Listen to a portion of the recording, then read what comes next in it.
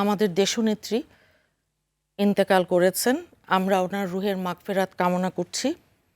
আপসীন দেশনেত্রী, ওনাকে শোক এবং শ্রদ্ধার সাথে আমরা স্মরণ করছি।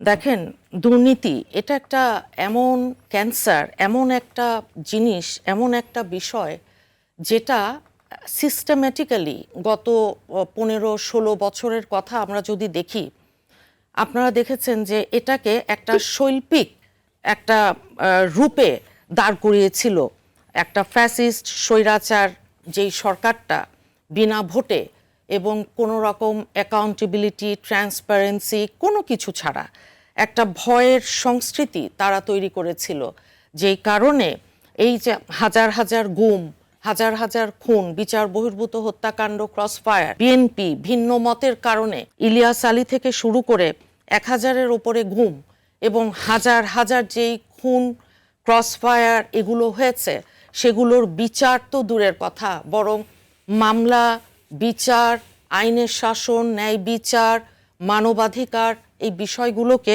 একেবারে জঙ্গলে পাঠিয়ে দিয়েছিল। মানুষের কোনো অধিকার ছিল না। এখানে ছিল কেবলই আপনার দানবের যেই অধিকার, সেই দানবীয় অধিকারটাই আমরা কিন্তু দেখেছি। দেখেন, সবগুলো ইনস্টিটিউশন, সমস্ত প্রতিষ্ঠানগুলোকে ধ্বংস করে দিয়েছিল। কেবল আওয়ামী লীগ করলে ঠিক আছে, ফ্যাসিস্ট স্বৈরাচারের যেই লোকজন ওনাদেরকে দিয়ে দুর্নীতি আমরা শুনছি 28 লক্ষ কোটি টাকা পাচার, বাংলাদেশ ব্যাংক থেকে আমরা দেখেছি 810 কোটি টাকা পাচার সহ সমস্ত আর্থিক প্রতিষ্ঠান এবং সব জায়গায় দুর্নীতি।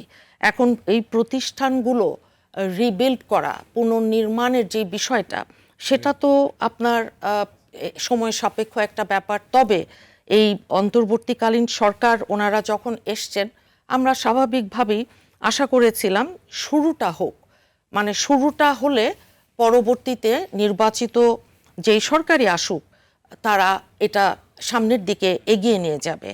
এখন এই চেঞ্জ আমরা এখনো চাই যে স্বৈরাচারের যেই দোসর তারা সবগুলো প্রতিষ্ঠানে, সবগুলো জায়গায় এখনো বসা আছে, সবাইকে একসাথে সরিয়ে দেয়া সেটাও হয়তো আপনার সম্ভব হয়নি।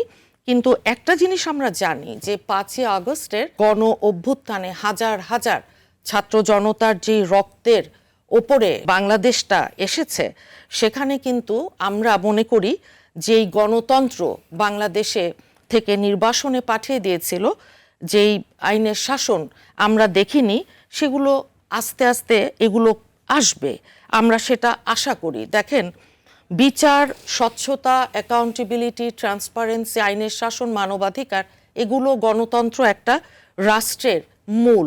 কিন্তু এখানে আমরা দেখেছি যে এই প্রত্যেকটা জিনিসই অনুপস্থিত, ও কিছুই আপনার ছিল না। তো শুধু দুর্নীতি কি টাকা পয়সারটাই দুর্নীতি, আর অন্য কিছু কি দুর্নীতি না?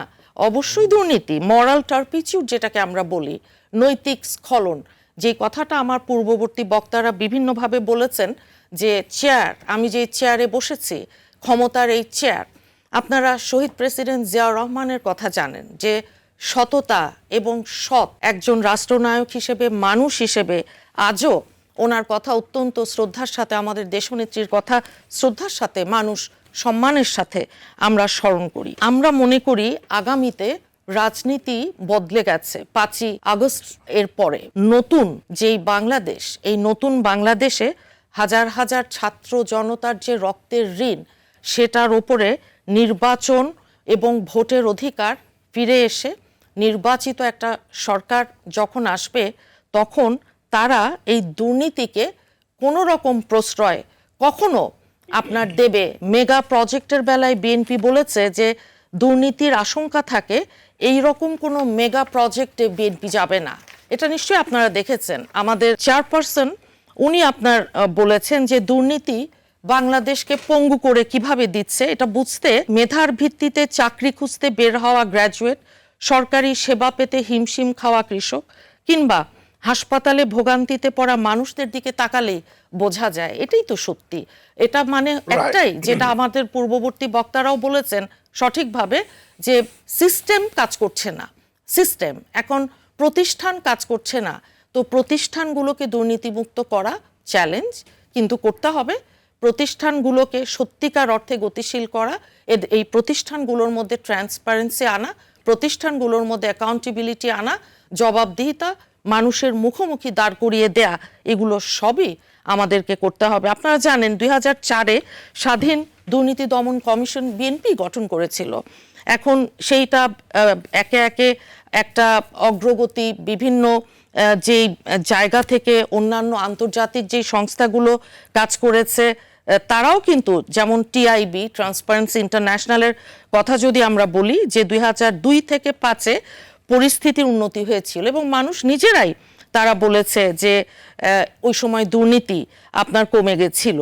আর সত্যিকার অর্থে কি যে একটা শক্তিশালী অর্থ ব্যবস্থাপনা, স্বচ্ছ ক্রয়নীতি, উন্মুক্ত বাজার এবং ক্ষমতার বিকেন্দ্রীকরণ, এই 4টা জিনিস মোটা দাগে আমরা যদি সত্যিকার অর্থেই অ্যাড্রেস করতে পারি, তাহলে ইনশাল্লাহ ভবিষ্যতে দুর্নীতি একেবারে 100 থেকে 0 করা খুব কঠিন, তবে 100 থেকে কমিয়ে আনা খুব সম্ভব।